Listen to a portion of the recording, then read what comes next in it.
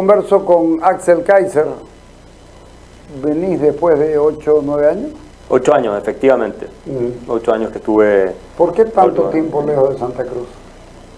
Porque mi agenda ha sido bastante intensa estos últimos 8 años, han pasado muchas cosas y Santa Cruz no tenía por mucho tiempo vuelos directos a Santiago. Entonces, cuando tú viajas todo lo que viajo yo, que me paso la mitad del año sobre un avión, tener que tomarte 2 aviones para llegar y con cada escala, cambios de hora y todo lo demás, te ahorras todo lo que puedes, ese tipo de cosas. Entonces, por tiempo, por agenda... ¿Estás visitando Europa muy seguido? Y voy a Europa bastante seguido, sobre todo a Estados Unidos y otros países de América Latina. ¿Existe esta forma de liberalismo de ustedes, el que están pregonando en Estados Unidos? En Europa y en Estados Unidos. En Europa existe, tiene rostros representativos en España. Yo también tengo un mercado allá, se publican mis libros, doy conferencias, entrevistas. Sí. No ¿En diría... España con cuál de los dos frentes, Vox o PP? Yo creo que Vox ha ido deshaciéndose sus elementos liberales. Ahora está más en el PP. Ayuso es una gran representante de esto, me parece. Cayetana. Esperanza Aguirre, exacto. Cayetana. Pero bueno, hay mucho trabajo por hacer. Creo que ahora el efecto Milei impacta también en España. El consenso socialdemócrata está colapsando en todas partes, porque no está resolviendo el problema. Colapsado, ¿no? Todo este idealismo ingenuo y este estatismo, ¿no?, desbocado que tú ves en Estados Unidos en parte también, pero en Europa y en América Latina no está produciendo los efectos que la gente espera. Entonces hay frustración. ¿En Estados Unidos Trump es la persona? Yo creo que Trump gana, es lo que es la reelección que viene. Sí, salvo que ocurriera un milagro político que no estamos viendo, pero Estados Unidos va a entrar en recesión con alta probabilidad el próximo año. Si eso ocurre, Trump es presidente. Y Biden además insiste en ser el candidato. Además con muy poca espalda personal por lo del hijo y todas estas cosas. Sí, ¿no? Y además muy desgastado, ya no tiene la capacidad psíquica, mental para ser presidente. O sea, es obvio. Trump está mucho más vivo que él, digamos, mucho más agudo. Sigue siendo el mismo personaje. Pero es capaz de generar un movimiento libertario. No, Trump no es un libertario. Liberal. No, Trump no es un libertario, es yo diría, un conservador, un tanto oportunista con ideas liberales en economía, y eso es muy bueno, salvo en la parte internacional comercial, pero es mejor que tener sirve a los efectos. Es mejor que tener a Gavin Newsom, por ejemplo, que es un neomarxista, de la izquierda extrema de Estados Unidos, aunque algunos dicen que no es así, pero hay que ver California, el desastre que es bajo la administración de Gavin Newsom. Es una catástrofe. Y con todas estas políticas identitarias, woke, que básicamente son más formas de colectivismo fascistoide, ¿no?, y cultura de la cancelación. Y después tienes a Biden, que también se ha dejado llevar en parte por una agenda más dura demócrata. Los demócratas hoy día están entregados a una ideología que es el identity politics y que básicamente apunta a la destrucción de Occidente y la destrucción de Estados Unidos. Y yo no puedo apoyar una cosa así. La autodestrucción. A la autodestrucción, sí. ¿Por qué? Porque ellos conciben que la institucionalidad norteamericana histórica, ¿no es cierto?, tanto sus valores fundamentales de la independencia como su constitución, como las estructuras sociales, económicas, las demás, son creaciones del hombre blanco heterosexual para oprimir a todas las demás minorías. Entonces, de lo que se trata es de tumbarlas para generar la liberación de todas estas minorías. Y eso es lo que se enseña en Harvard, en Yale, en Princeton, en todas las universidades. Y la izquierda demócrata se ha comprado casi entera, no entera, pero... Respecto de las minorías, ¿no? Sí, esta cosa obsesiva con las minorías, que es realmente una forma de política de identidad, que es la misma política de identidad que jugaron los nazis en Alemania, que jugaron los comunistas en todas las partes en que operaron, porque consiste en poner en oposición existencial unos grupos contra otros, ¿no? Y tú canalizar la rabia y el odio de unos grupos en contra de otros. En el caso de Estados Unidos es muy claro que se encuadra el discurso victimista, sobre todo de la raza, los latinos contra los blancos, los afroamericanos negros contra los blancos también, Entre medios caen de víctimas los asiático-americanos, a los cuales discriminan sistemáticamente porque les va mejor que a todas las otras minorías en todo. Entonces no los dejan entrar a las universidades para darle cupos especiales a los negros o a los latinos. Y entonces destruye el principio de igualdad ante la ley, que es el fundamento último. Que no es argumento liberal, ¿no? No, claro, no, es totalmente regresivo, es volver al tribalismo. El identitarianismo es tribalismo, es volver a esa política de la que hablaba Carl Schmitt, entendida como el conflicto del amigo y el enemigo. Sí. Entonces ya no es la visión liberal de todos somos individuos con una conciencia propia y por lo tanto únicos e irrepetibles y responsables de nuestros actos. No, acá tú te deshaces de eso y sostienes que lo que importa es el color de tu raza, tus genitales, lo que importa es... Cuando decide los genitales, que también es otra pelea de la izquierda. El feminismo, que los hombres, que los transexuales... Los del siglo XXI son los que más compran eso, ¿no? En el caso de América Latina, tú dices, el socialismo del siglo XXI, claro, ha adoptado toda esta agenda de identidades, ¿no? El pobre ya no es el sujeto. Ya no es el sujeto revolucionario tanto el pobre. Algo queda, pero no es tanto el identitarianismo de clase, que era el rico y el pobre, ¿no? Claro, era una cosa bastante simple y dicotómica. Eso, sí. Ahora, y que estaba basada en una visión económica, ahora es todos estos grupos. Pero es peor en el mundo anglosajón, claro, que incluso en América Latina. ¿Peor? Es mucho peor.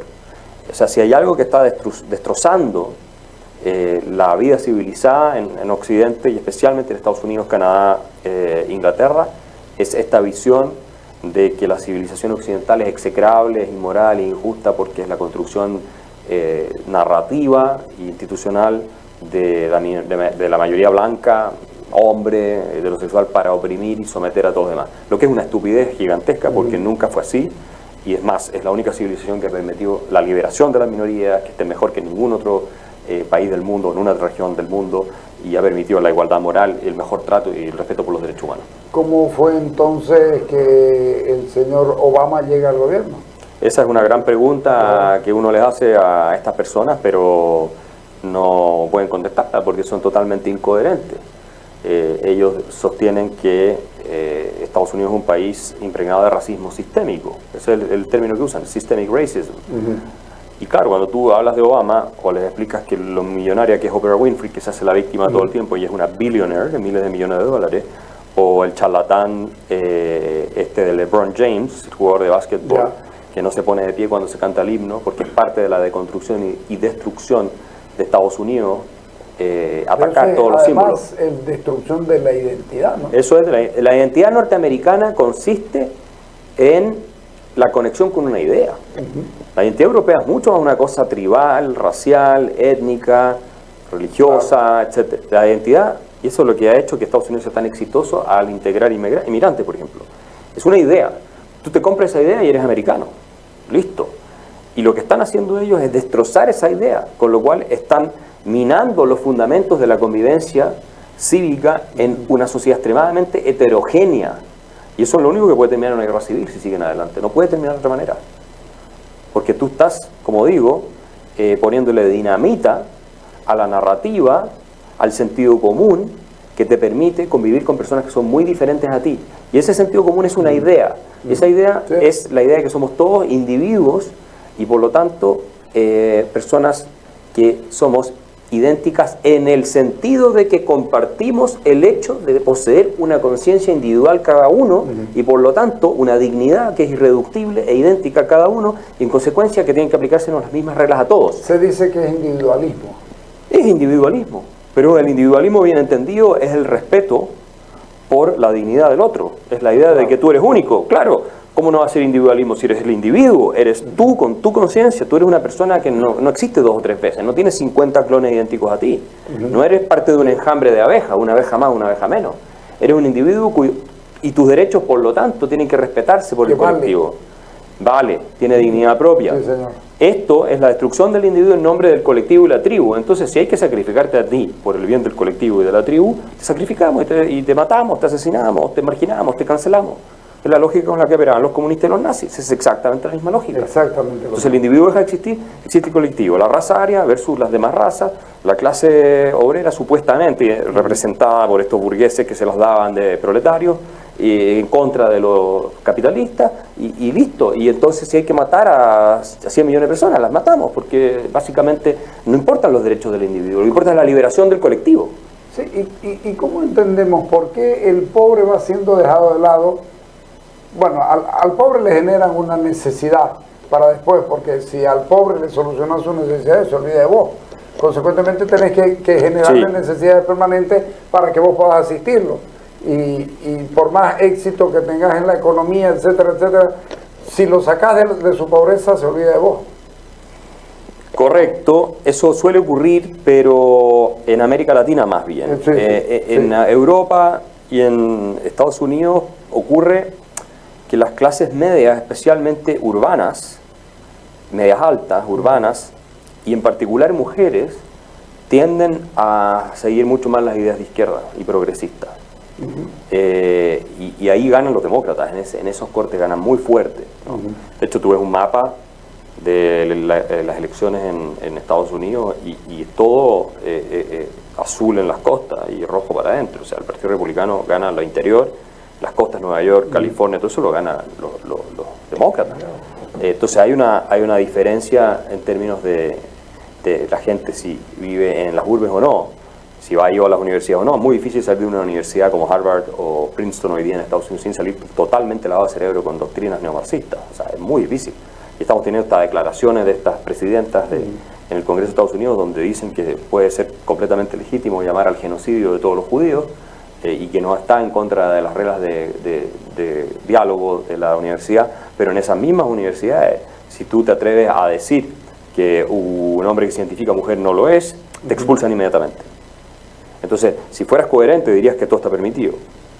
Pero claro, como las universidades están entregadas a la demolición de los fundamentos de la civilización occidental y por producto de que se han comprado todas las doctrinas posmodernas de Michel Foucault, de toda esa gente que se tomaron las humanidades y ahora han chorreado incluso hacia las ciencias duras, o sea, como son esas instituciones que son armas de destrucción intelectual masiva, entonces sí es coherente con lo que hacen estas universidades la destrucción del pueblo judío, porque son considerados una minoría en este caso, pero una parte de una mayoría opresora privilegiada, ¿no es cierto? Y una potencia colonial. Entonces a ellos los puedes destruir, pero al mismo tiempo tú no puedes decir nada del movimiento trans no puedes contradecir la narrativa sobre los afroamericanos, ninguna de esas cosas, porque te expulsan inmediatamente, porque esa narrativa apunta también a la destrucción de los fundamentos occidentales, de la civilización occidental, básicamente el individualismo y la igualdad ante la ley, ¿no? Y la racionalidad como fórmula para resolver las discusiones y diferencias de opinión.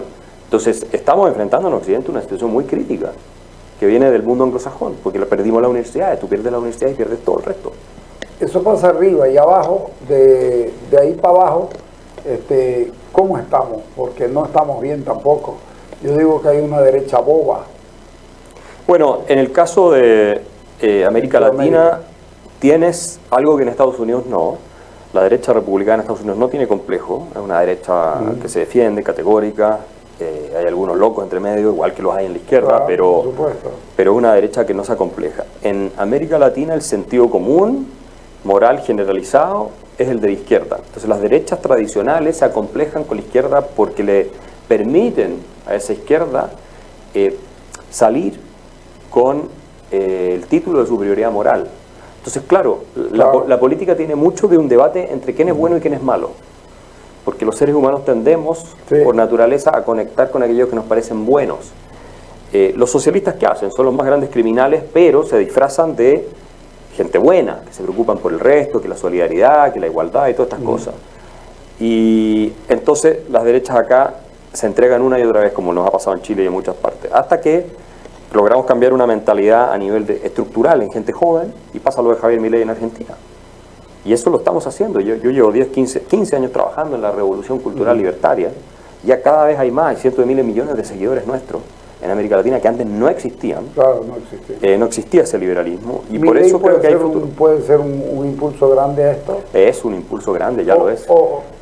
¿No te parece medio maniqueo? Esperemos a ver cómo les va y después nos pronunciamos. No, yo creo que ya es un impulso, porque él termina siendo presidente producto de los jóvenes, ¿no? Los jóvenes fuerzan este cambio en contra del establishment, en un país destrozado por el establishment.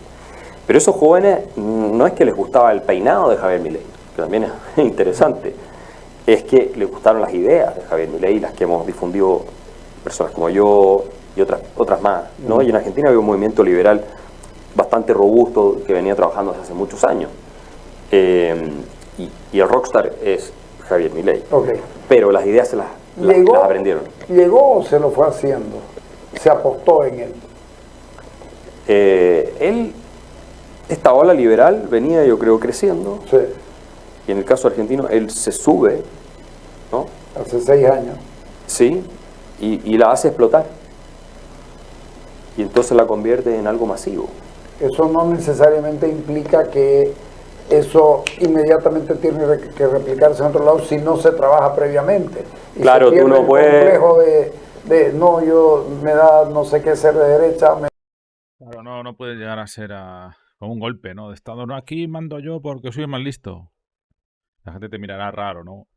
Por mucho que a la gente le digas, confiar en mí, yo sé más que ellos, te mirarán diciendo, ¿qué dices, loco este?